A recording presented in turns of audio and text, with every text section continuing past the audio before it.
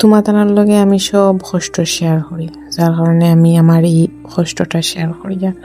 কারণ আমি এই প্ল্যাটফর্মের প্রত্যেকটা বন্ধুরে অনেক আপন করিয়া নিছি, যার কারণে আমি আমার এই কষ্টগুলা তোমাদের লগে শেয়ার করতাম পারি।